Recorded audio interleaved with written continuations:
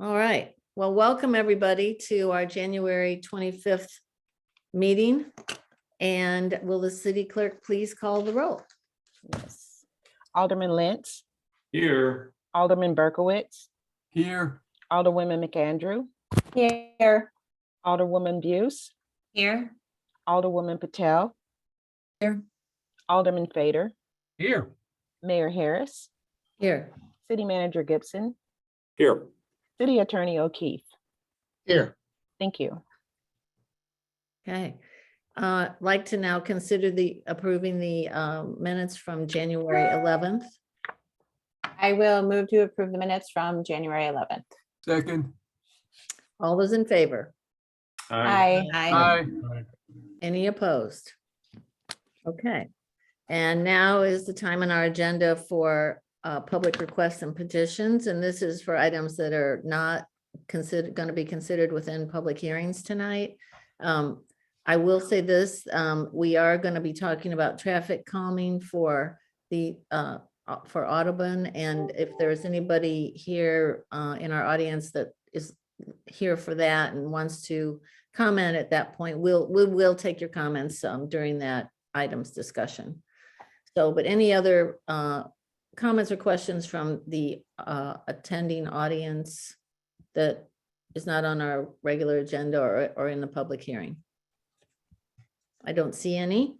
So in that case, we can open the public hearing for Fresh and Healthy, or Fresh Healthy, sorry. Thank you, Mayor. This is a public hearing in the subsequent resolution to consider granting a conditional use permit to operate a restaurant to be known as Fresh Healthy Cafe. On December 9th, 2021, Rick Hetzel, restaurant manager, requested a conditional use permit for the operation of a casual restaurant at 6451 Clayton Road. This is the DeMund Point development. The restaurant will feature sandwiches, salads, and smoothies. The restaurant space measures approximately 1,400 square feet. Proposed hours for operation are 7 a.m. to 8 p.m. Monday through Friday and 8 p.m. to 6 p.m. Saturday and Sunday. The restaurant will have a total of 28 seats, 14 inside and 14 outdoors. Parking spaces will be available in the building's garage, and deliveries will be made at the rear entrance. Plan Commission considered this request on January 4th and voted unanimously to recommend approval. Staff recommends that the Board of Aldermen conduct a public hearing and approve the resolution granting a conditional use permit to RLH Fresh Healthy No. 3 LLC with the stipulations contained in the resolution. Okay, very good. I'll open the discussion. Any questions or comments from our audience? And is the developer or the operator here? I don't see any hands I raised. don't believe so. Okay, all right, we won't hear from them. Well, I'm excited to have a fresh, healthy restaurant coming in. I was going to ask about the menu, It is but a, that's so I all can right. tell you from the Plan Commission, it is a franchise. This would be the first one Oh, in the St. Louis area. I believe the closest locations in Cape Girardeau currently. It is located in a hospital. This will be across the street from St. Mary's. Oh.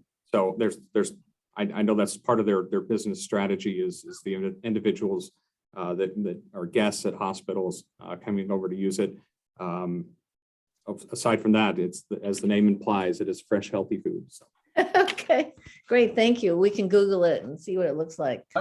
I can add to that if you want. Oh, okay, sure.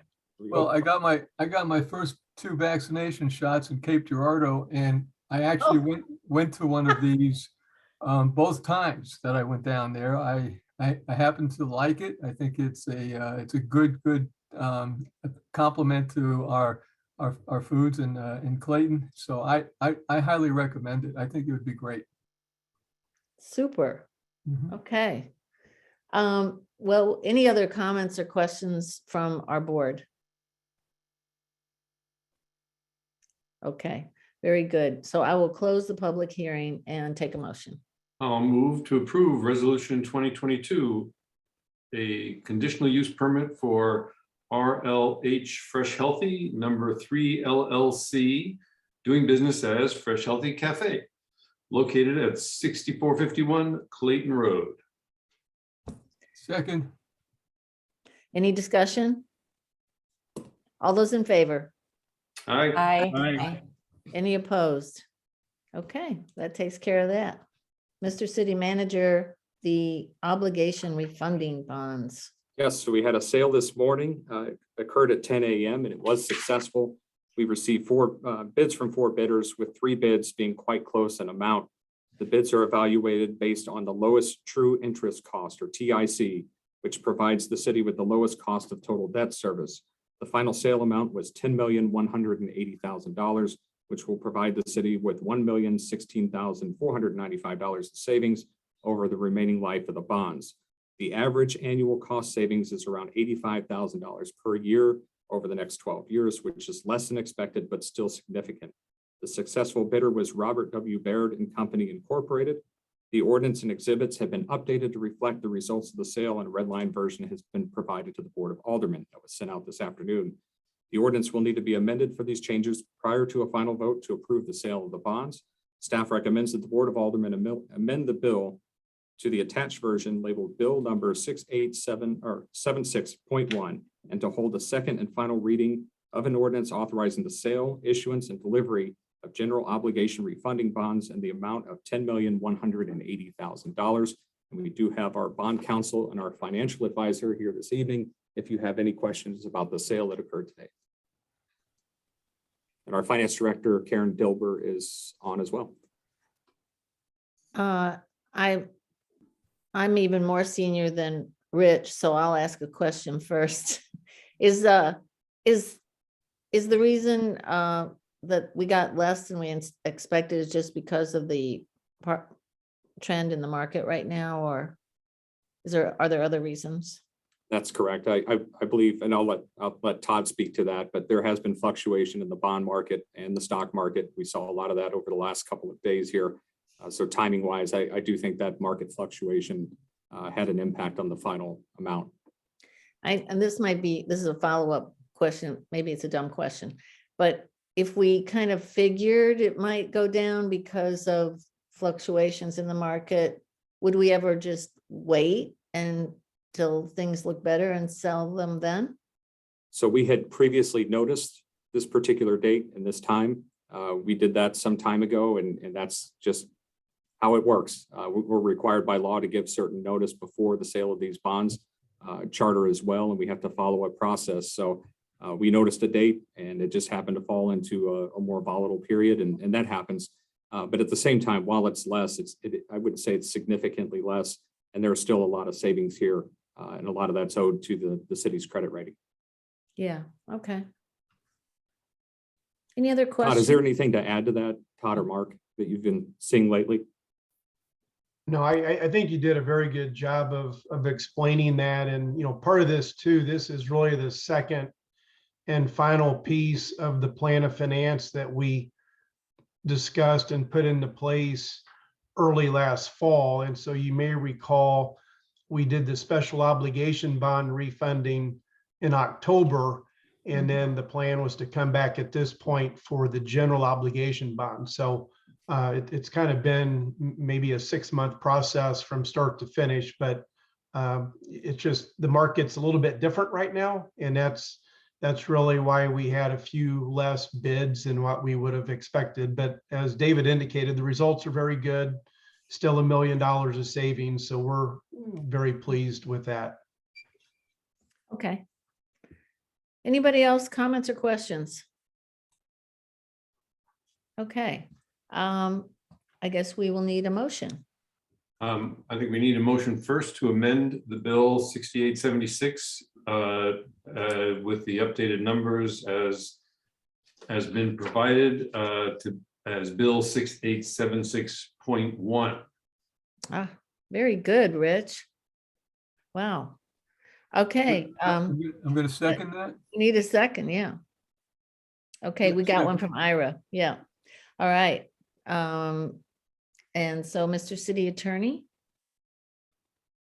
Madam Mayor, the motion on a voice vote on the motion Wait, to wait. amend would be in order. so we don't have to read it. Okay. We Yes, will read so it, but after amendment. After, all in favor of the amended? Aye. Aye. Aye. Any opposed? Okay. Then I will introduce bill number 6876.1, to approve the sale of general obligation refunding bonds, Series 2022, to be read for the second time as amended by title only. second, Any discussion? Okay, Mr. City Attorney. Bill number 6876 as amended, second reading and consideration for adoption. An ordinance authorizing and directing the issue and sale and delivery of general obligation refunding bonds, Series 2022 of the city of Clayton, Missouri, and approving certain documents and authorizing certain other actions in connection therewith. Alderman Lentz, Aye. Alderman Berkowitz, aye, Alderwoman McAndrew, Aye. Alderwoman Buse, Aye. Alderwoman Patel, Aye. Alderman Fader, Aye. and Mayor Harris. Aye. Thank you. Okay. Bill number 6882, the real estate for the old police station.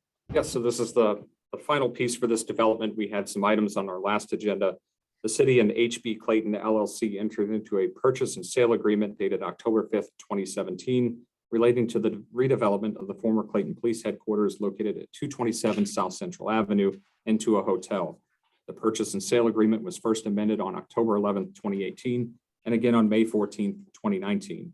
The developer assigned its rights to Concord HBK Clayton LLC on June 15th, 2019, and the city entered into an assignment and assumption agreement with the two entities with ordinance 6602.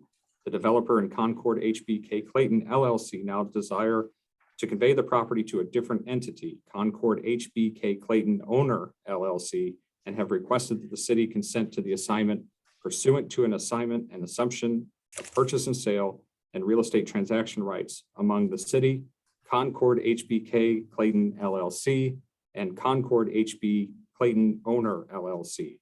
The developer is in the final stages of securing debt and equity financing for the project as it begins construction and wishes to contribute its assets to the new entity, which will be the landowner and borrower on the debt financing.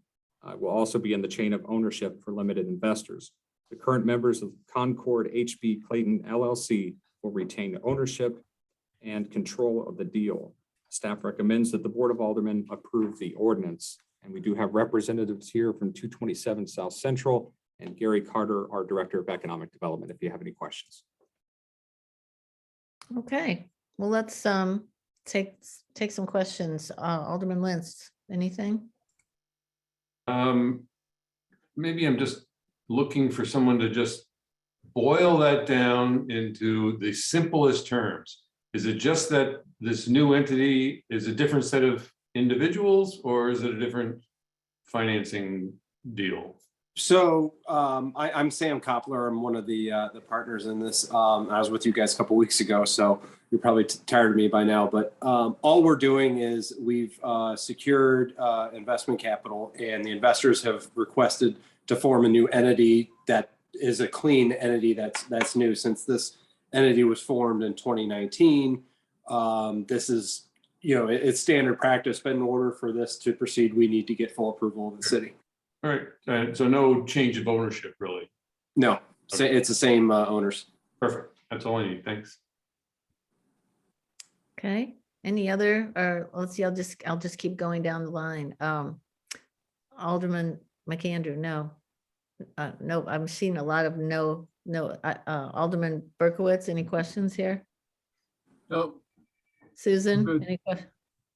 Okay, I have one question. When is it gonna be done? Well, we are in environmental abatement right now. We're a little bit behind because we got hit with COVID and like the rest of the world, but we're gonna start demolition hopefully mid-February. And that will be about an 8-week process. And then we will put a shovel in the ground hopefully by April. So to answer your question, to be about a 2-year project. So we'll be open by the spring of 24. Okay. All right, good. That would be awesome. Yeah, it's gonna be a great project. You're gonna like it. Yes, we're excited. Okay, any other questions or discussion? All right, Alderman Lentz. I'll introduce Bill 6882, approve assignment and assumption of real estate transaction rights relating to the redevelopment of 227 South Central Avenue, to be read for the first time by title only. Second, Any discussion? Okay, Mr. City Attorney. Bill number 6882, first reading, an ordinance of the city of Clayton, Missouri, approving an assignment and assumption of real estate transaction rights agreement by and among the city, Concord HBK Clayton LLC, and Concord HBK Clayton Owner LLC, and authorizing certain actions in connection therewith. All those in favor? Aye. Aye. Aye. Any opposed? All right, Then I'll move that the board give unanimous consent to consideration of for adoption of Bill 6882 on the day of its introduction. second, all those in favor? Aye. Aye. Any opposed? Okay, let the minutes reflect the board has given unanimous consent. And I'll introduce Bill 6882 to approve the assignment and assumption of real estate transaction rights relating to the redevelopment of 227 South Central Avenue, to be read for the second time by title only. second, Any discussion? Okay, Mr. City Attorney. Bill number 6882, second reading and consideration for adoption. An ordinance of the city of Clayton, Missouri, approving an assignment and assumption of real estate transaction rights agreement by and among the city, Concord HBK Clayton LLC, and Concord HBK Clayton Owner LLC, and authorizing certain other actions in connection there. Alderman Lentz, Aye. Alderman Berkowitz, aye, Alderwoman McAndrew, Aye. Alderwoman Buse, Aye. Alderwoman Patel, Aye. Alderman Fader, aye, and Mayor Harris. Aye. Thank you. So we have this use and maintenance agreements coming up with these 4 property owners. And I'm just asking, it looks like, do we have to vote on each one separately, or can we consider it all together since it's basically the same? I plan to read one report. We do have 4 separate ordinances here. Kevin, is there a single motion that could be made for 4 separate ordinances, or do those need to be broken out individually? Each ordinance, each bill would That's- have to be acted on separately. That's what I thought. So, And because they're bills, we're gonna have to go through the whole routine of second readings and all. Yes, sir. and I'll just give the single report to cut that part out. So what we have here is we're going to replace the fence that's along the northern and eastern sides of Whiteout Park. And to set this up, we did have a boundary survey of the property. The survey confirmed that the current fence was not installed along the property line of the park. Of the properties adjoining the park, 4 have a portion of the property on their side of city property on their side of the fence. The city met with the residents and agreed that we would reinstall the fence in its current location with the exception of one property where the corner of the fence intrudes. However, we intend to pull that section of the fence back completely onto park property. So we have 4 homes here that require the use and maintenance agreement.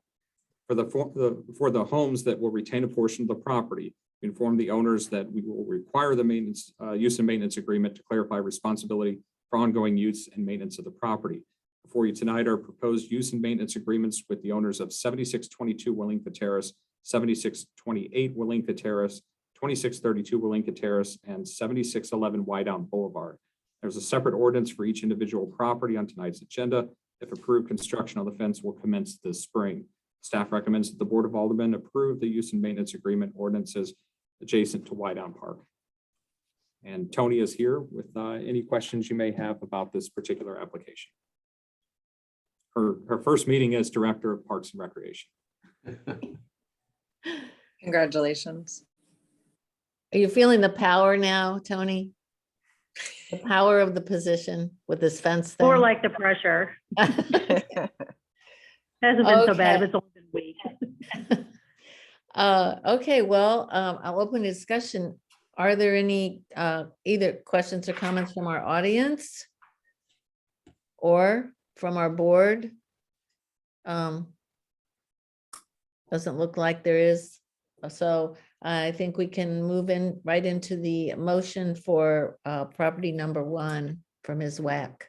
Okay, so let's introduce bill number 6883 to approve a use and maintenance agreement with Elizabeth Wack, property owner of 7611 White Ann Boulevard, to be read for the first time by title only. Second, Any discussion? Okay, Mr. City Attorney. Bill number 6883, first reading, an ordinance providing for the execution of a use and maintenance agreement for right-of-way adjacent to Wydown Park. Hey, that was short. All those in favor? Aye. Aye. aye, Aye. Any opposed? All I'll right, move the board give unanimous consent to consideration for adoption of bill 6883 on the day of its introduction. second, all those in favor? Aye. Aye. Any opposed? All right, let the minutes reflect the board has given unanimous consent. Then we'll introduce bill 6883 to approve the use and maintenance agreement with Elizabeth Wack, property owner of 7611 White Ann Boulevard, to be read for the second time by title only. second, Any discussion? Mr. City Attorney. Bill number 6883, second reading and consideration for adoption, an ordinance providing for the execution of a use and maintenance agreement for right-of-way adjacent to Wydown Park. Alderman Lichty, I'm sorry, Alderman Lentz. Yes. He's been doing a Aye. while. Yes. Alderman Berkowitz, aye, Alderwoman McAndrew, Aye. Alderwoman Buse, Aye. Alderwoman Patel, Aye. Alderman Fader, Aye. and Mayor Harris. Aye. Thank you. All right, we'll move on to the Rosens property. Then I'll introduce bill 6884 to approve a use and maintenance agreement with Amy and Mark Rosen, property owners of 7628 Walinka Terrace, to be read for the first time by title only. second, Any discussion? Mr. City Attorney. Bill number 6884, first reading, an ordinance providing for the execution of a use and maintenance agreement for right-of-way adjacent to Wydown Park. All those in favor? Aye. Aye. Any Aye. opposed? All right, I'll move the board give unanimous consent to consideration for adoption of bill 6884 on the day of its introduction. second, all those in favor? Aye. Aye. Any opposed? All right, let the minutes reflect the board has given unanimous consent. Then I'll introduce bill 6884 to approve a use and maintenance agreement with Amy and Mark Rosen, property owners of 7628 Walinka Terrace, to be read for the second time by title only. second, Any discussion? Mr. City Attorney. Bill number 6884, second reading and consideration for adoption, an ordinance providing for the execution of a use and maintenance agreement for right-of-way adjacent to Wydown Park. Alderman Lentz, Aye. Alderman Berkowitz, aye, Alderwoman McAndrew, Aye. Alderwoman Buse, Aye. Alderwoman Patel, Aye. Alderman Fader, Aye. Mayor Harris. Aye. Okay, now moving on to the next property, 7632 Walinka. I'll introduce bill 6885 to approve a use and maintenance agreements with Vijayam and Bala Vanakuru, property owners of 7632 Walinka Terrace, to be read for the first time by title only. second, Any discussion? Okay. Mr. City Attorney, sorry. Bill number 6885, first reading, an ordinance providing for the execution of a use and maintenance agreement for right-of-way adjacent to Wydown Park. All those in favor? Aye. aye, Aye. Any opposed? Okay, Then I'll move the board give unanimous consent for consideration of adoption of bill 6885 on the day of its introduction. second, all those in favor? Gotta keep up with me, Aye. Ira. Ira, you gotta follow along now. that's not easy, Rich. We're Come on. losing you. Okay. Just got one more after this. Okay. Let's see, we had a second. All those in favor? Aye. Aye, Aye. Any opposed? Let the minutes reflect the board has given unanimous consent. Then I'll introduce Bill 6885 to approve a use and maintenance agreement with Vijayam and Bala Vanikuru, property owners of 7632 Walinka Terrace, to be read for the second time by title only. second, Any discussion? Okay, Mr. City Attorney. Bill number 6885, second reading and consideration for adoption, an ordinance providing for the execution of a use and maintenance agreement for right-of-way adjacent to Wydown Park. Alderman Lentz, Yes, ma'am. Aye. Alderman Berkowitz, aye, Alderwoman McAndrew, Aye. Alderwoman Buse, Aye. Alderwoman Patel, Aye. Alderman Fader, Aye. Mayor Harris. Aye. Thank you. Hey, All right. yeah, one more. Oh, we've Did- got one more. I'm sorry. I skipped ahead. Okay. Introduce Bill 6886 to approve a use and maintenance agreement with Taylor and Elizabeth Harbison, property owners of 7622 Walinka Terrace, to be read for the first time by title only. second, Any discussion? Mr. City Attorney. Bill number 6886, first reading and ordinance providing for the execution of a use and maintenance agreement for right-of-way adjacent to Wydown Park. All those in favor? Aye. Aye. Any opposed? I'll move the board give unanimous consent to consideration for adoption of Bill 6886 on the day of its introduction. second, All those in favor? Aye. Aye. Aye. Any opposed? All right, let the minutes reflect that the board has given unanimous consent. Then let's introduce Bill 6886 to approve a use and maintenance agreement with Taylor and Elizabeth Harbison, property owners of 7622 Walinka Terrace, to be read for the second time by title only. second, Any discussion? All right, Mr. City Attorney.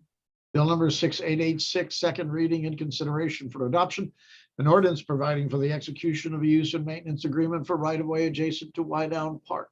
I'd like the minutes to Alderman show I Lentz? was able to read that without looking at it this time. Wow. You did Um, better than I Alderman did Lentz. then. too. I think so too, yeah, Okay. Alderman Lentz, Aye. Alderman Berkowitz, aye, Alderwoman McAndrew, Aye. Alderwoman Buse, Aye. Alderwoman Patel, Aye. Alderman Fader, Aye. and Mayor Harris. Aye. Okay, the microsurfacing contract is up. Mr. City Okay. Manager. Thank you, everyone, for bearing with us through those 4 separate ordinances there. Thanks, John. So this is the fiscal year 22 microsurfacing project. Public Works Department is requesting approval of the construction contract with Missouri Petroleum Products Company LLC. This project includes the application of microsurfacing with fiber reinforcement on the roads in Beamiston, Hanley Place, Maryland Terrace, Northmore, Skinker Heights, and High Point Demond neighborhoods. Additional pay items include pavement marking and traffic control. Work is expected to take place in the spring or summer of 2022 and lasts approximately 2 to 3 weeks. Maps were included in the packet for reference. Bids were opened on January 7th and the city received 2 bids. Missouri Petroleum submitted the lowest responsible base bid in the amount of $418,947.55. Alternate bid A in the amount of $68,625 and alternate bid B in the amount of $19,734.35. From Missouri Petroleum were also low bids. The base bid of the next lowest bidder was 7% higher than their amount. Alternate bid A included select pavement repair work and both bidders were higher than expected. Therefore, this option is not proposed to be accepted. We are recommending adoption or the approval of alternate bid B, which includes that fiber reinforcement for the roadway. It should help the pavement hold up better. The total recommended award amount of the base bid and alternate bid B is $438,681.90. The Capital Improvement Fund has adequate funds budgeted for this activity in fiscal year 22. Staff recommends that the Board of Aldermen approve the ordinance authorizing a contract with Missouri Petroleum Products Company LLC in the amount of $438,681.90, plus authorization to approve change orders in an amount not to exceed $21,318.10, or a total of $460,000 for the fiscal year 2022 microsurfacing project. Matt Malik, our Director of Department of Public Works is here to answer any questions about the contract or about the project itself. Okay, I'm gonna open it up then. I'll just go around the screen. Alderman Lentz. The reinforcing fiber, Mac, is that on all the streets or just those that need it? That's something new that we are trying, along with a few other things we've been trying to extend the life of the pavements. It's a relatively low-cost additive that goes straight into the mix design, and it kind of acts as a mini reinforcing fibers, kind of like rebar and concrete, but at a much smaller scale to prevent those transverse cracks from the concrete from propagating through, and hopefully less water getting to the base and less crack sealing going down in the years following microsurfacing. So it's really an additive into the slurry, so to speak. That's correct. You won't even be able to see it. You can see it when it's added in, but you won't be able to see it once it's cured. Right, great, thanks. If I could just follow up that question, I wanted to ask about it as well, since we're on the topic. So this is new. Have you seen it used other places? Yes, it's new for us to utilize, but it's not new to the region. Okay. Richmond Heights uses it in their asphalt roadways. MoDOT and the county both have a spec and have used it quite heavily. St. Charles County uses it. Those are just some nearby areas that have used it in microsurfacing and their asphalt, and showing good results for a relatively low cost. So something we've seen for years in place in other areas, we'd like to get a little experience on, and the whole goal being to stretch out the treatment between some of these pavement projects. So you've seen it hold up for years, as you said. That's good. I have this little funny thing in the back of my mind about brick print. So I just thought I'd ask. So, It's not yeah, gonna peel off, is it? No, this is an additive that doesn't impact or have any influence, I'll say, on the mix design. It just is there as a reinforcement. Okay. All right, thank you. Sorry about that. All right, I'll keep going. Alderman Berkowitz, any questions? I wasn't sure if I heard you say, is it gonna go on all of every one of our streets? Right now, this is our first project, so it's only those identified on the map. It's going to be something we're going to be evaluating and looking to install on future projects. But that determination on that's not been made yet. So what was the basis for determining where you are gonna put it? It was after we saw history of surrounding areas, and one of the first projects coming up where we felt that it was, we worked it into the budget a few years ago. We were planning on it. And so it's just coming around now to kind of fruition with this project to do a test. We've done some similar things with the asphalt pavement rejuvenator, the sealers that have been showing promising results too. Okay. Okay. All right, Alderman McAndrew.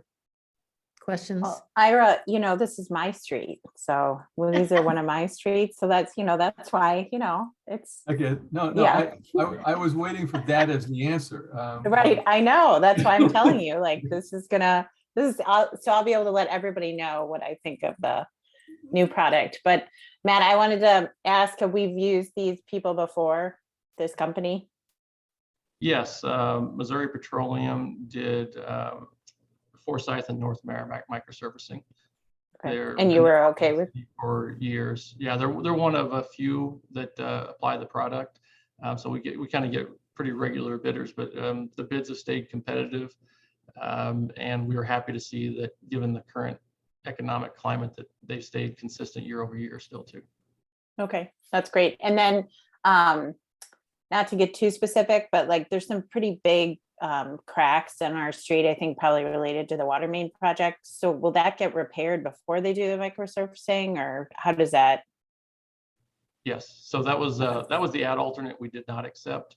The work will still be done just by other forces or by in-house forces, depending on the nature of the repair. We felt that the unit cost was a little higher than we anticipated, and we think we've got more cost-effective ways to get that done. But I'm aware of the alligator cracking that you're talking about over there. That's important we get that fixed before we put the microsurfacing down. Okay, thanks. Good luck, Richard. Really, good luck. Lots of luck. Really. Alderman Buse. So I have a question, man. I thought, is this a product that at the corner of Audubon last fall, you all were putting down and testing, or was that something different? That was something different. That's the asphalt sealer / rejuvenator. It's a Maltine. I'm not going to go into a lot of detail, but it's a product that adds life back to the asphalt pavement and kind of creates a tight bond. We've been using one of the suppliers has been doing a few test samples for going on 5 years plus now. And we've used it in a few areas that it's been doing well. On Audubon in the Moorlands, we used it when we installed it in 2017, and it's been holding the pavement tight together. So different product, but overall goal is to keeping the pavement from cracking. Okay, Very good. thanks. Sorry, I got a lot of information on this, and I know I talked a little bit, so I'll try to keep it shorter. I didn't know I could have That's said good. Alderman McAndrew Street, and that would have been good enough. I'm sorry. That's good. It's good. All good. Alderman Patel, anything from you? Your passion for our streets is inspiring, Matt. So I just want to I'm not sure I followed this in all the discussion we've had. The new product, is that going in on all the streets that are being done this year, or did you just identify some to try it at? I missed that. Sure, it's all the streets identified in Yeah. this contract, yes. Thank you. Okay, Alderman Fader, any questions? I actually have no questions. I do Okay. look forward to seeing the same product on South Central, though. I have one question, which nobody asked. So I'm sure it's in the contract somewhere, or you have a way of doing this, but I'm going to ask, I looked at the contract. How do we address quality?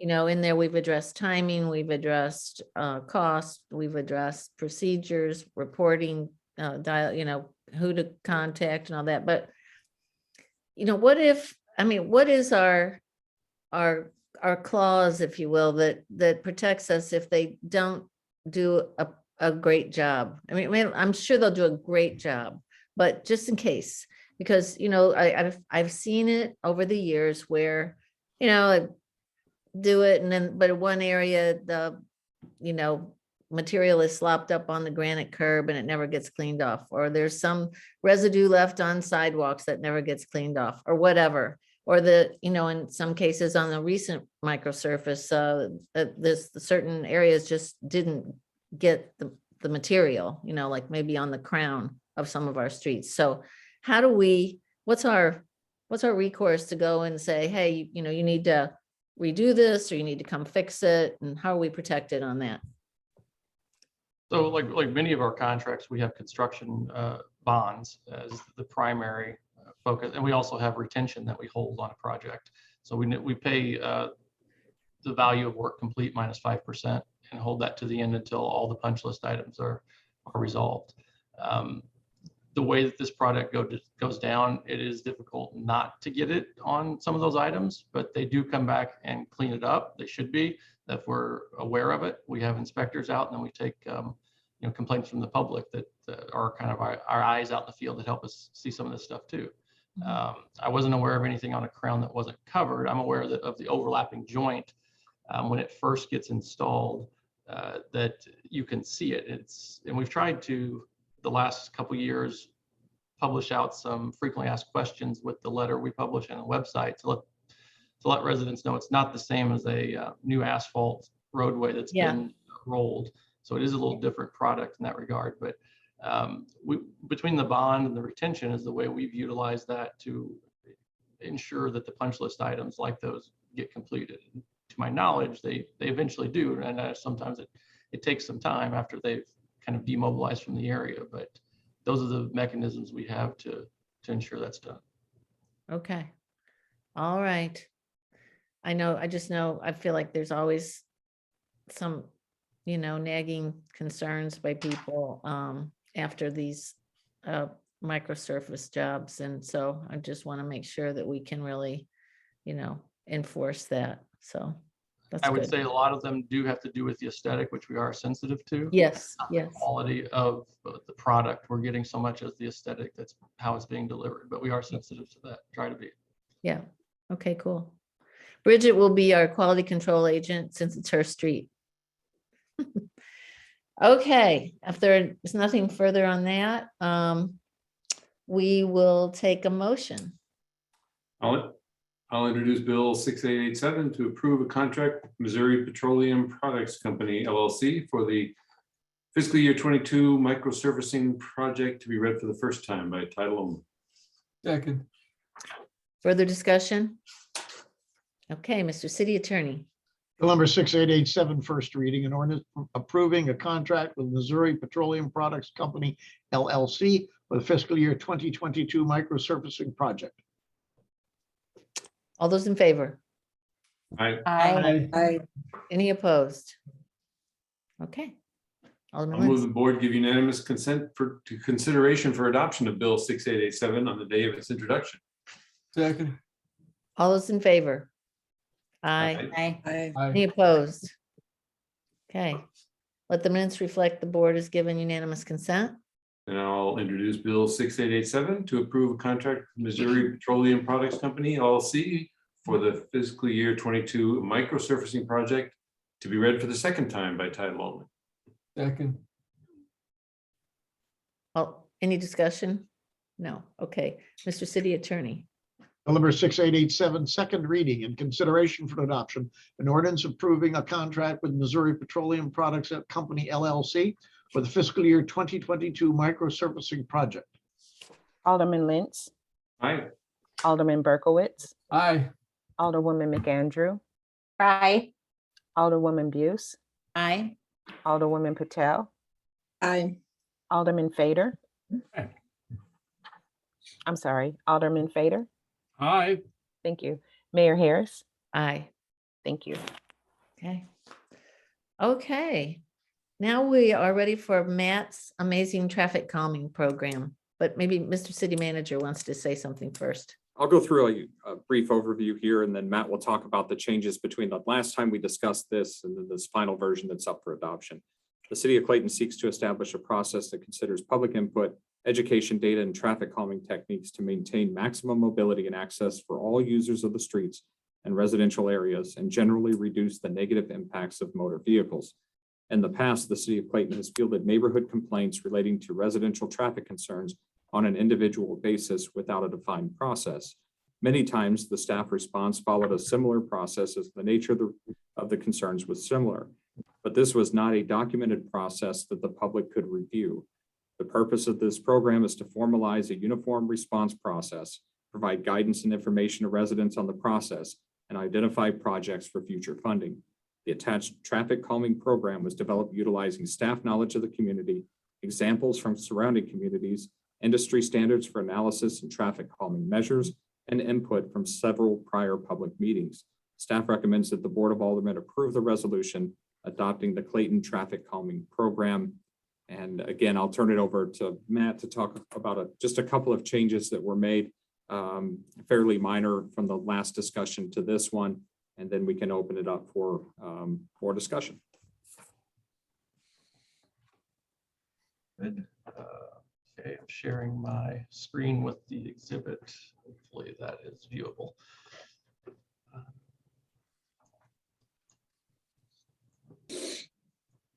So looking back through the red line of this, I think the last time we were in front of you with this particular item was mid-November, and I think the holidays hit and some things happened, and all of a sudden we're at January 25th. But step through a few of the highlighted items that different members of the board had comments on at the last time this was brought before us.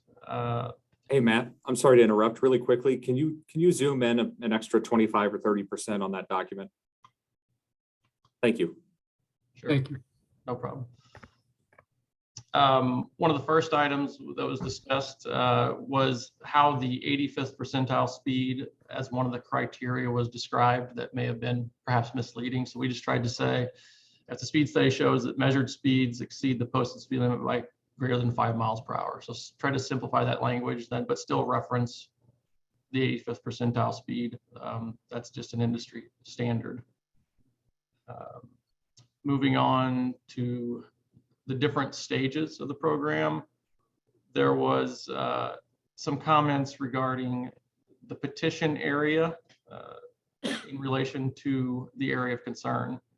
So we added some language after getting a few heads together on this about trying to define and make it clear to the users where that area might fall.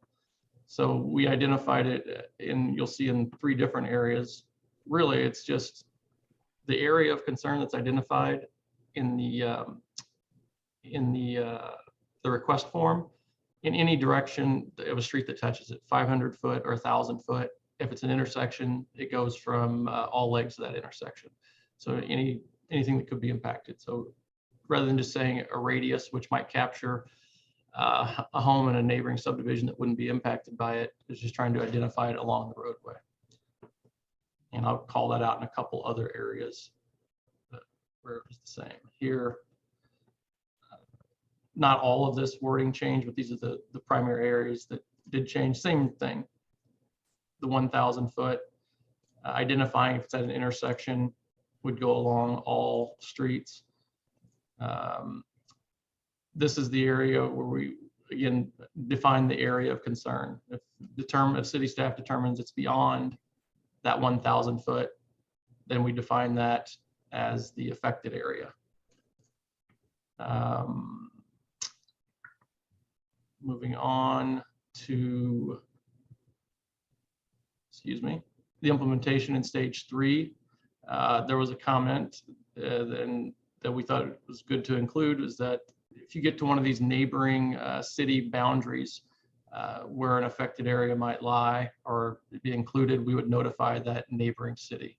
So if we had something at the end of Linden or something where it spills over into U City, we would notify U City. And then the request for removal, it was just referencing back to the petition area for what ultimately had the traffic calming device installed. It just references back to that same petition area. So you would petition or collect or take a vote of that same area that initiated the petition. Just language to try to make those two match. And that was really the changes from the last meeting, just some cleanup, getting through the holidays and getting it back in front of you. But that's what I have to cover as far as changes. I'm happy to take any questions.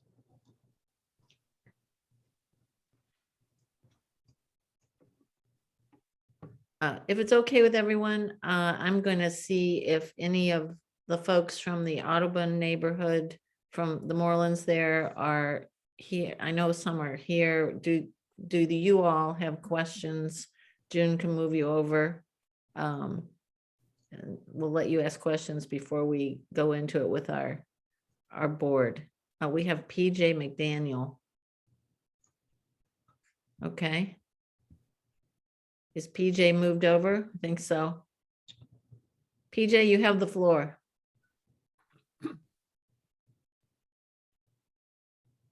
Oh, I'm sorry. Can you guys hear me all right? Yes.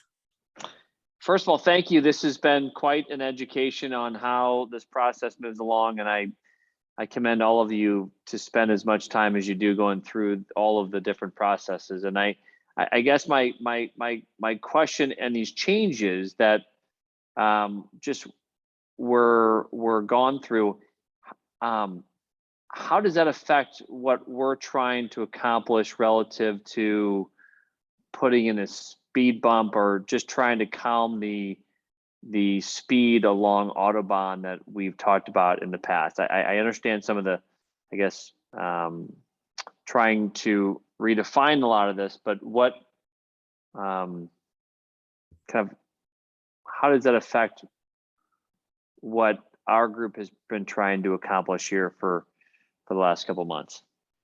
And thank you again for allowing us to share our thoughts. So the process that the lack of a process we had in place whenever the Audubon concern was brought to us has led us down the road that we follow on many of these different concerns.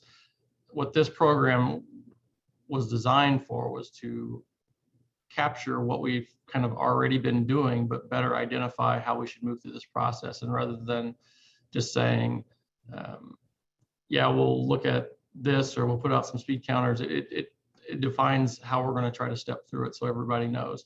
The Audubon area in particular, we would look at where it fits in within this process. I think we had, just by nature of it coming before this program, we had already kind of initiated stage 2 without a petition, if you will, because we went and we collected speed and volume data, and did an analysis of the area, and even got so far as providing some preliminary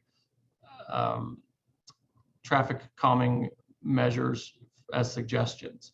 So it would be a matter of picking that back up in this stage 2 process with the resident traffic calming request form and the petition. And then it would move through, we've already got some of this data, but we would look at sharing that back with the residents in the HOA, and then consideration of low cost measures. And then it could move on to permanent measures that have usually a capital component to it that would require a budget approval. So right now, I think we're around with Audubon around the stage 2 process, and this hopefully defines, the path forward from there. I hope that answers your question. Yeah, thank you very much. So it sounds like our potential next step would be a petition from our neighbors. Is that accurate? That's correct. Okay. All right. Thank you very much for the clarification. Thank you. Okay, anyone else, attendees that would like to, yeah, Josh. Go ahead, Josh. Hi, hello, and thank you. Much as my neighbor PJ said, I want to thank you specifically, Mr. Malik and Mr. Gibson and the aldermen that have spoken on our behalf to just the work that's been put in on this project. And it has been rather long, but it's understandable that you're trying to standardize this for the whole community, not just for Audubon. So I get what you're trying to do here, and that's appreciated. And I have looked through the packet, and it looks like many of the things that we talked about, stop signs, speed bumps, slow children at play signs, are all not being considered as part of this program. I did notice that speed tables are included, and speed tables seem to, maybe Mr. Malik could speak to this, seem to have the same effect as a speed bump, where you do have to slow down significantly to go over it. I wonder if he could speak to that and how they differ, the speed bump and the speed table. Sure. Some terms you'll hear tossed around. You'll hear speed bump, speed hump, speed table. Those are an increasing length, basically. Speed bumps are what you'll see in some private neighborhoods. Speed humps you might see in center of Clayton or the high school parking lot. I think over in Ellenwood, private subdivision. And speed tables are more extended. So you have almost a ramp up, a flat spot, and a ramp down. As those get longer, they're more easily able to pass a little bit higher speed traffic in each iteration. So the idea of a speed table is it's designed to allow a comfortable ride near a certain design speed, being that of maybe the posted speed limit or whatever is chosen. But if you were to go faster, it would be more uncomfortable and more of a bump, if you will, if you hit it. The idea being that speed bump many times will drive traffic to neighboring streets, have lots of noise and pollution, and wear and tear on vehicles. Where these more the speed humps and speed tables aren't as much of a deterrent to push that traffic to those neighboring streets. Understandable. I guess, that seems to be most appealing of the options that are available to us. I mean, at least from my perspective. Would you say that would be something that would be considered for the specific traffic calming situation on Audubon? I think the things we've tried to identify in this program are things we think that could work at different areas throughout town. I'll be the first to say this is our first attempt at it. I'm not going to claim we've got it perfect the first go around. I think, it'll be an iterative process a little bit to refine this. Some examples of these that have recently been installed, but not within the city of Clayton, but are in Hillcrest, just outside of the city of Clayton, on Aberdeen and Arundel. So that's given it a chance for our emergency services to evaluate those and getting feedback from them. I think it's certainly something that could be viewed as an option, but also does carry a capital cost with it. I wonder how they will hold up to snowplows, heavier trucks going across them. Certainly the snow plowing, if a plow itself, not knowing it's there or not really paying attention, if it would cause damage because of the hump. And that would go for, any type of raised object in the roadway, whether it be a speed bump or speed hump or a speed table. Have you seen any research regarding that or anything that would indicate if that would be an issue? I've not seen research directly on the plowability of some of these, more just anecdotal. The more gradual speed hump, speed tables, you don't have that abrupt change to where the blade of a snow plow is going to encounter it directly and really do damage. I think what you might witness is on the upslopes of each of these, you might notice a little bit more wear, but the gradual shift and the incline of those should lessen that when you compare it to a speed bump. These are, even though they both have speed in the name, they're quite different devices when you're both navigating over them or plowing them, I think. Still something to be concerned of, and we'll make sure our operations folks know where they're at, especially fresh after an install or something along those lines, but less of an impact than a speed bump. Right. I'm focusing in on that because the other options, which are chicanes or, street chokers, which sort of function like chicanes in a way. It seems like if that's going to take place over a extended period of the roadway on Audubon that we're talking about, we're going to have, parking issues because of the nature of the no parking zones as it is now, which is no parking on one side of the street 6 months out of the year, no parking on the other side of the street 6 months out of the year. And then in order for these, calming devices to be put in, you're going to have no parking anytime signs in addition to the seasonal no parking signs. So do you have any suggestions on how that would maybe work on Audubon if we did something more elaborate than a speed table, if we did something that extended a longer distance of Audubon?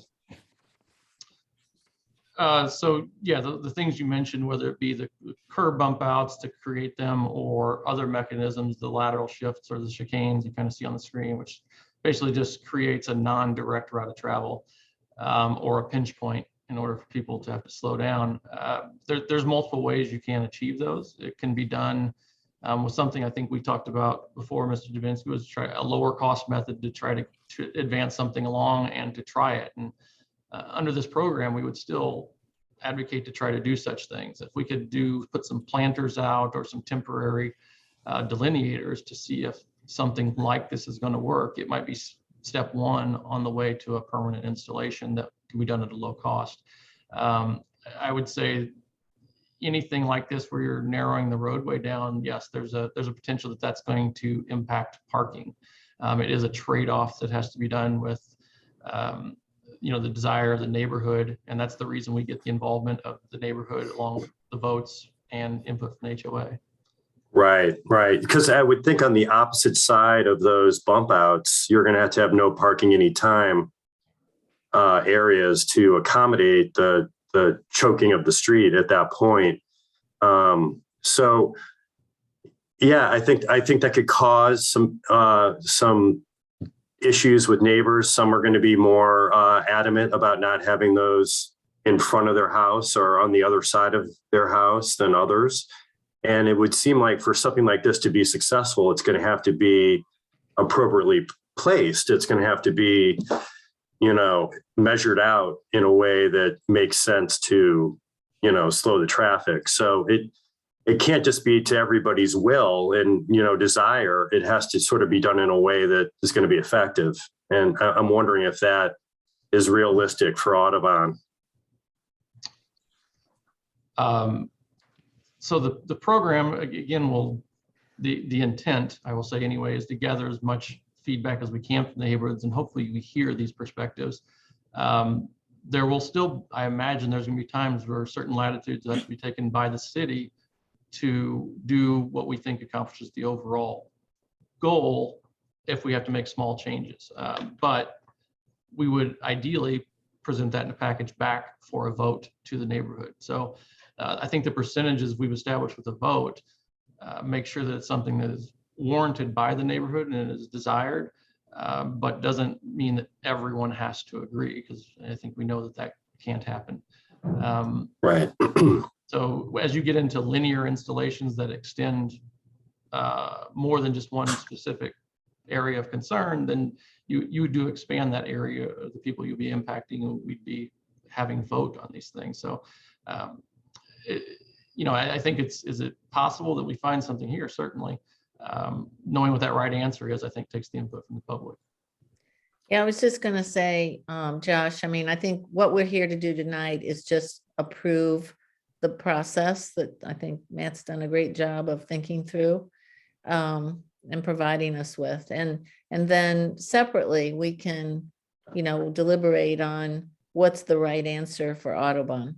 I understand. I totally understand. And I was going to try to wrap it up because of that, because I know it's not just about our street. And like I said, I know this is about coming up with a standardized, process for people to apply and to deal with this issue on several streets, not just on Audubon. So I do appreciate your time, and I appreciate the thought and effort and energy that's been put into this by our city manager, by Mr. Malik, and also by the board, and of course you as well, Mayor Harris. So I appreciate your time tonight.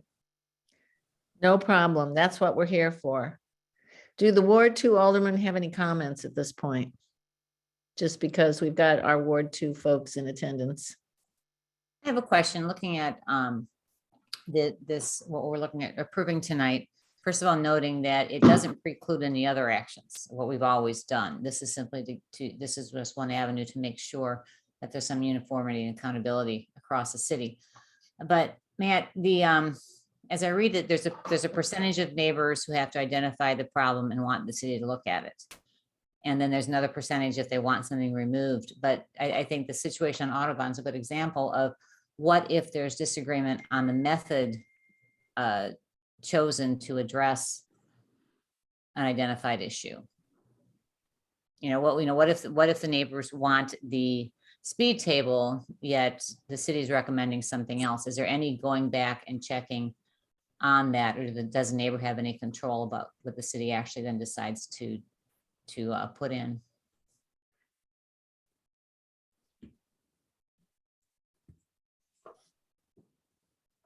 That's a question for Matt. Yes, sorry. I didn't realize the mute button moves to the share screen. Sorry.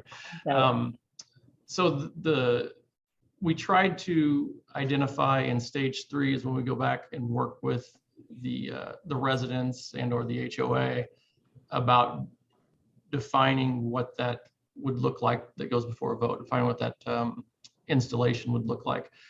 We weren't able to, and the intent is you work with the neighborhood to try to come up with a solution that goes to a vote that, you know, we don't want to put out a vote that we know is going to fail.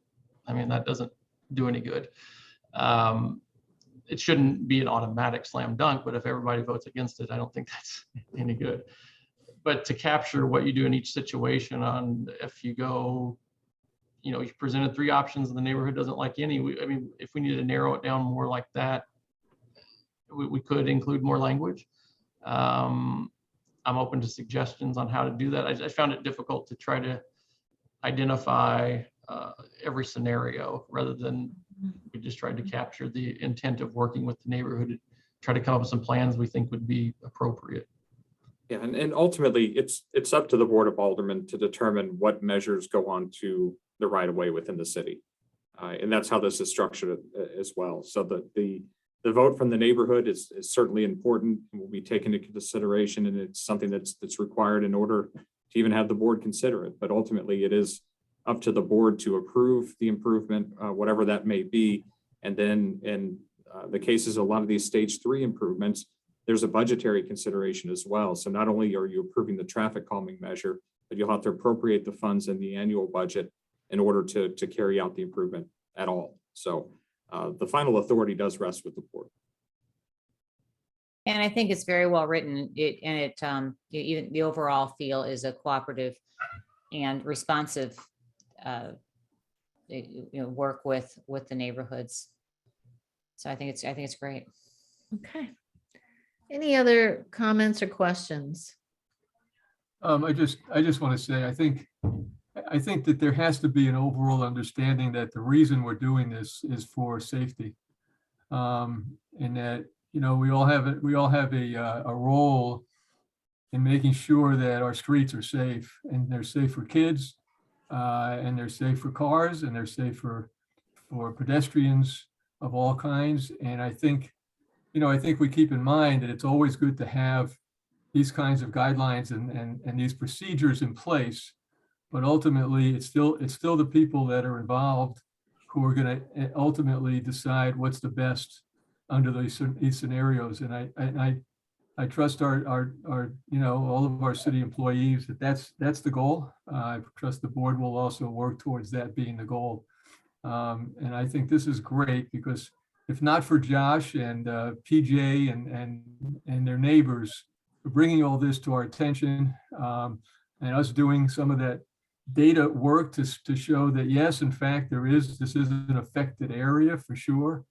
We wouldn't be doing this incredibly hard and good detailed work to provide the parameters and to help get us to the point of doing what we understand to be the safest thing for our neighborhoods.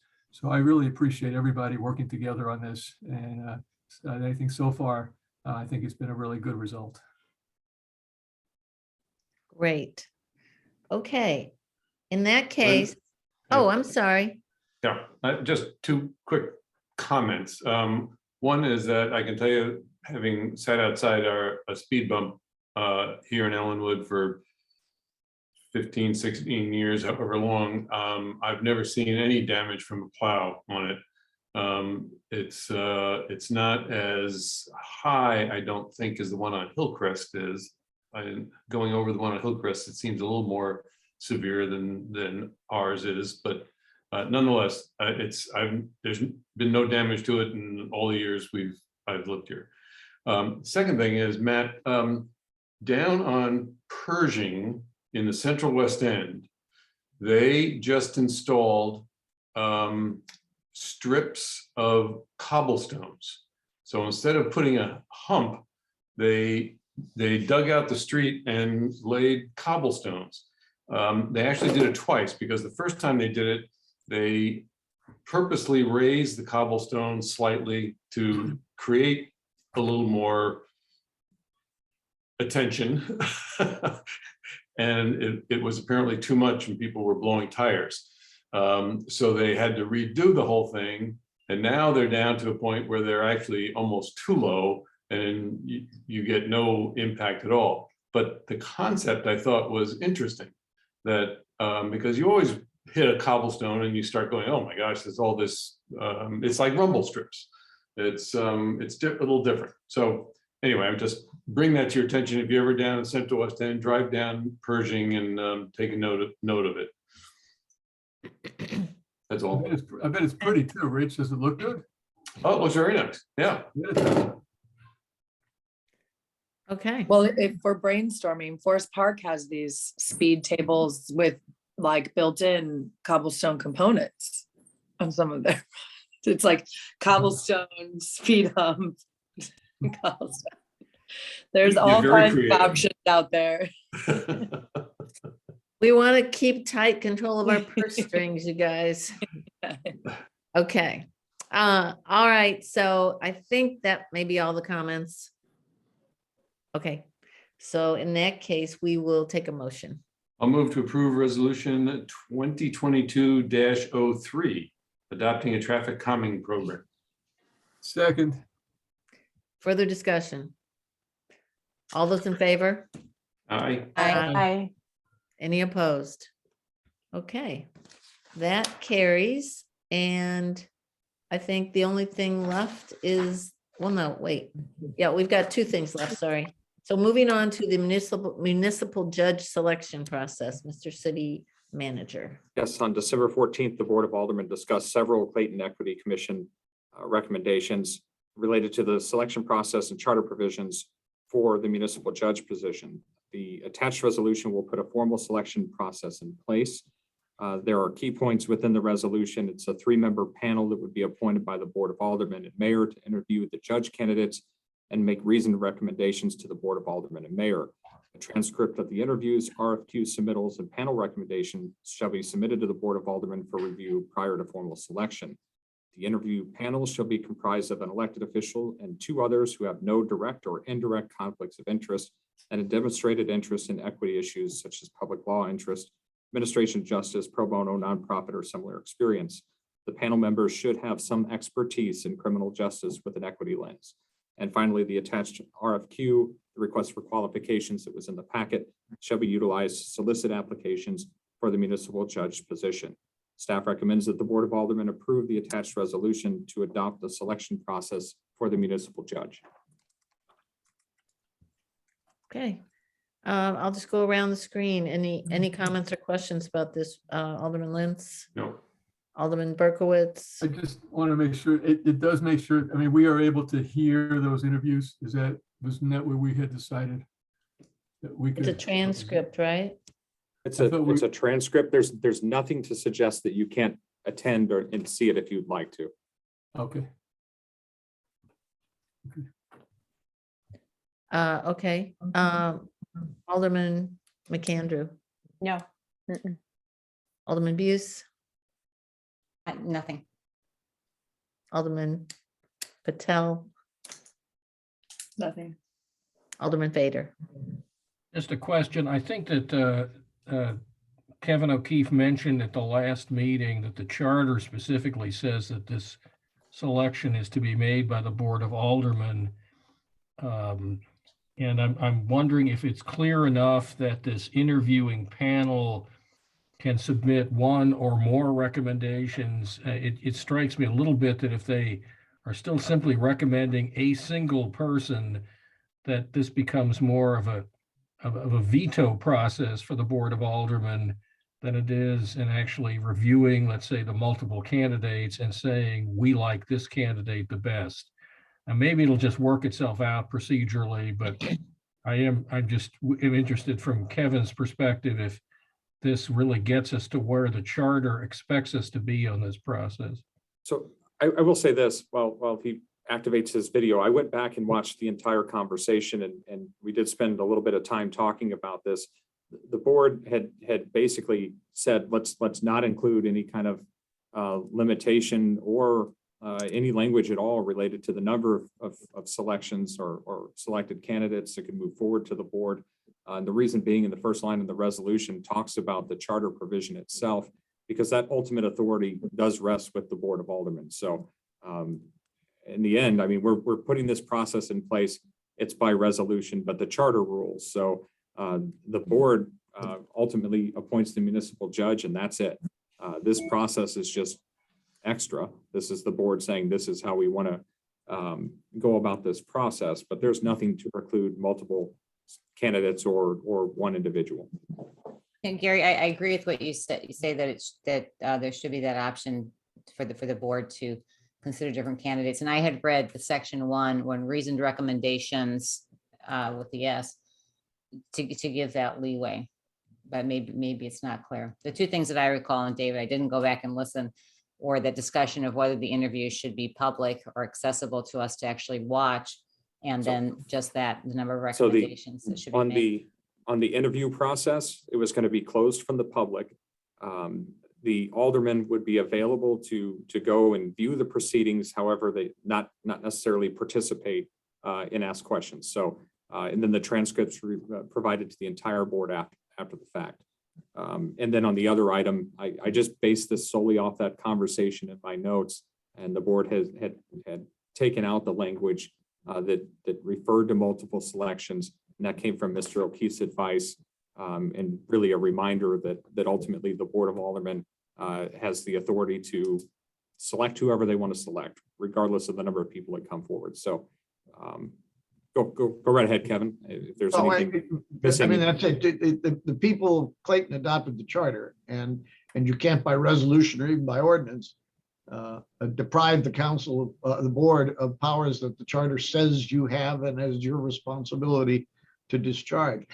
This is a process issue as to how this board at this time thinks it ought to go about exercising its authority and the process by which you will gain advice and information. But you cannot, by this resolution, or for that matter, by adopting an ordinance, say that the board does not have the prerogative to make an appointment it deems appropriate to the office. And so if the board wants to tonight amend that resolution to add language that talks about multiple candidates being moved to the Board of Aldermen, we can certainly include that. Well, it says every time recommendations is always plural. So I just, to me, it just seems like it's already covering that there'll be more, there could and probably will be more than one person pushed forward. I don't know. It's always plural. Yeah, that's how I'd read it. I think the That's one a thing good that's point. not clear is the option of anyone to watch the interviews. If this board wants that, that maybe we need to clarify that. But I read it the same way, Michelle, right? Happy to I'm okay clarify with, I'm anything. okay with the language. Okay. All right. All right. I'm okay with the way it is currently. So, all right. So I seems like we can go ahead and have a motion. Okay, I'll move to approve resolution 2022-04, adopting a process for the selection of the municipal judge. Second. Anybody get a second? Okay, thank you. Sorry, Any I was further muted. discussion? I was muted. Second. Any further discussion? All right, all those in favor? Aye. Aye. Any opposed? Okay. All right, then the last thing on the agenda is the fourth quarter financial report. Mr. City Manager. Yes, our Director of Finance, Karen Dilber, is here this evening. So Mr. Frazier can move her over.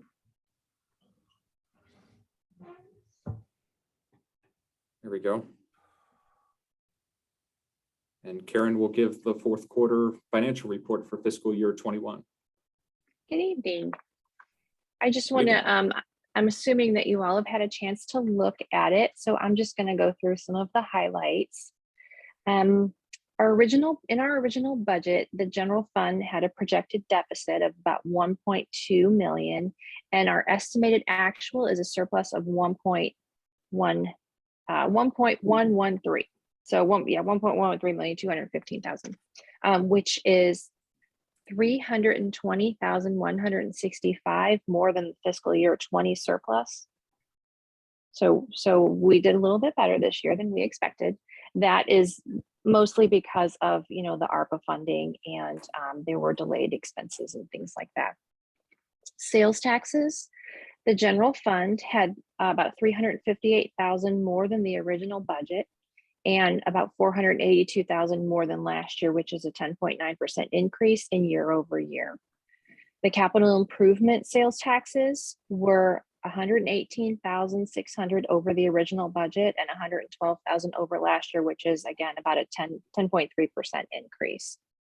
The parks and stormwater sales taxes were 70,000 over budget, but 204,000 less than last year, which is about a 17% decrease year over year. The general fund expenses were about 1.4 million less than budgeted, but about 373,000 more than last year, which is about 1.4%. The equipment replacement fund, which we did touch on when we did the fourth quarter budget amendment, our expenses were 981,000 less than budgeted and about 1.1 million less than last year, but that was because purchases were being delayed because of the pandemic or because we can't get things like that. And then the capital improvement fund expenses are 289,000 less than budgeted and 1.6 million less than last year, which is about 23.29%. And again, that's because some things have had to be delayed because of the pandemic. So those are just the highlights of the fourth quarter financials. Did anyone have any questions? Yeah, I'll just go around the screen. Alderman Lintz, questions? Have we, on the property tax thing, which we always get caught up on, I think there was a comment in there about the successful appeals, and that was part of what dropped the property tax, or was that a significant part of it? That's a significant part of it. So when they appeal, it does take time to resolve. And then what happens is we end up with a negative distribution during certain time periods. And that's what happened this year as well. So there was a significant amount. And are we going back? I know we started 2 years ago, I think, going back and recouping some monies that we were able to do that. Are we still doing that? I do believe so, yes. I was not involved, I apologize, in the property tax setting for this year, but in my discussions with staff, it is my understanding that we were attempting to recoup. Okay, good, thanks. Okay. Alderman Berkowitz. I have no questions, thanks. Okay. Alderman McAndrew? No, I don't. Alderman Buse? No, thank you. Alderman Patel? No thanks. Alderman Fader? I'll pass. Thank you. Karen, it's very strategic to put this last on the agenda. I had zero control. I have just a couple questions. One is with regard to sales tax, and I apologize, I did look through the report, but I forgot to look for this item. Did you parcel out or tease out our own local sales tax as opposed to total sales tax? And if you No, did, we went with what's total. the trend there? We went with total. Okay. I apologize. I can get you trend information, but can it be tomorrow? Oh, it can be anytime. Yeah, anytime in the next foreseeable future. Yeah, I'm just interested in what's happening with our own local tax because obviously, the county tax is spread out over a whole diversified tax base. And so we don't have that. So I'd like to see what our trend is. If anything good is happening there, it would be good. And then Hey, Mayor, really quickly, if I could, just so everyone's aware, when we do the first quarter financial report for 22 and we have those sales tax receipts, we had talked about showing trend data for those taxes, but also breaking it down a little bit further into sector within sales tax. So that's something early on in the pandemic we had talked about with hospitality and various sectors within sales tax itself. It takes more work and more research and more reporting on our end, but we think that's going to be really important information. So when we have all the sales tax receipts in for the first quarter of 22, that trend data is going to go a little bit deeper than what we'll even provide to you over the next couple of days. for the fourth quarter of the previous fiscal year. So I just wanted to point that out to the board that we're going to try to get a little more micro within sales tax itself. Great, I think that's awesome. And you know, in the report, I mean, we do compare our fiscal 21 to fiscal 20, but I really have to keep asking. I really like to see it personally versus fiscal 2019, because that is pre-pandemic and it's a good benchmark of how we're actually doing. I mean, we could be way up, but we could still be down versus 2019. And that's just an important thing, you know, for us to be communicating to our residents and our businesses. And the last question I have is with regard to property tax. I know county just did an assessment, so I'm not sure what the timing relevancy is of this, but we have new buildings coming online. And how are we advocating for the property tax, the value assessment on those properties? Are we doing anything there? Because I know that the property owners will be in there advocating for a low assessment as their building comes online. We actually have little influence over the actual assessed value itself that's applied by the county. The way that works, of course, is once the buildings are substantially complete, then they'll go onto the tax rolls, but that doesn't actually, you know, hit until that happens after January 1 in a year. So it is quite delayed, those receipts that we see for new construction. So where you see buildings going up right now, while the buildings may be complete, maybe later this year, you know, it's a good chance we won't actually get the full amount until the end of the next fiscal year. So, Mr. O'Keefe.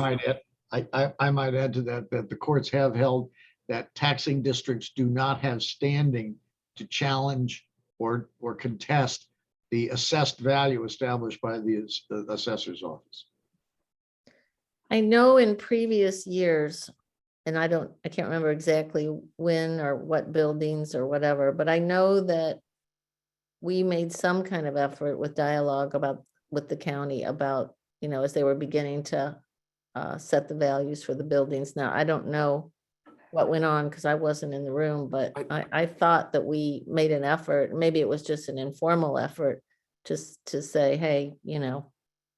I'm unaware of any effort to challenge any kind of values or influence those. I know there were quite a few discussions, especially with Centene going on in the abatements there to make sure that everybody understood the structure and how the pilots would work and how the abatement would work on those. So there was quite a bit of talk about how exactly those assessments and the ultimate collection would work. Beyond that, I'm unaware of any other discussions with the county. Yeah, I'm not sure what you're referring to, Mayor. It may well be, I think there may have been some discussions about timing as to when does a completed assessed value come on the rolls, especially vis-a-vis abatement. Maybe so. Okay. Oh, let me add to that too. School board experiences, and Gary may have more to add to it for his different timing. This came up a lot, that the role of the school board in advocating, perhaps Kevin, before, at a time when it was okay to be, I don't know, presenting to, I don't know when it was, I can't remember, but when the assessments came out and they were surprising and not very favorable to the city and the district, there was certainly discussion about trying to address that. Maybe, and I don't know what that would look like. I don't know what the legal span is that you can actually do, but we certainly had those conversations. Yeah, the reason for my comment is that the case is right down the street. It was Richmond Heights challenging the assessor's value for the Galleria early on in the process. And the courts just held that the taxing districts, this is a matter between the property owner and the assessor, and the taxing districts simply do not have standing or a role to challenge or litigate, at least. That doesn't mean you couldn't send a nasty letter to the assessor or talk to them, but there's. Yeah, and I'm sure it was at the assessor level and not at a litigation level. Just making our voice heard and having a presence. Mhm. Right, and that's what I remember too, on this side of the fence, but, And you indeed, know, I think Mr. Fader's got a lot of experience. maybe I dreamed it. I don't know. Yes, I am. Yeah, my recollection is back then, and I think Abe Lincoln was the assessor when I was on the board, but we had a lot of, I think, sort of negotiations, but they were really just discussions where Paul Fedchek, who was then the chief financial person for the district, would talk to the assessor's office, but certainly it never rose to the level of litigation because I think it was understood that that wasn't going to get us anywhere. It was just going to have to try to be a little bit of persuasion. I guess I'll that's your check, point, I'll check Michelle. around At what and point? see what past efforts might have been. We certainly Okay. haven't done anything within the last 2 years here, but I'll see what was Right. talked about prior. No, and then what I remember way precedes you, and some of it precedes Craig. So Okay. it's been a while. Might have to go back a couple of city managers to find out anything. I know where they are. I know you do. Okay. All right then. I think, do we need to do anything with the No. report or just hear it? Yeah. Just hear the report. There's no action needed, and that's why it's last on the agenda. Okay. All right. Well, Karen, thank you and your team, Kayla and the whole group for providing a great document. And we'll look forward to getting just a little bit of follow-up information, and that would be awesome. Absolutely. Thank you. Okay, so we are done with this meeting. Would you all like to have a go around, or shall we just go right into, adjourn and go into a closed session? I leave it up to you all. It's 8:30, so I'm asking you. Go into closed session. I'm happy to go into closed session. Okay, good. Closed. All right, so need a motion to adjourn? Need a motion to go to closed session. Well, okay, First, we have to go to adjourn first? I don't know. So motion. I'm always motion- confused about that.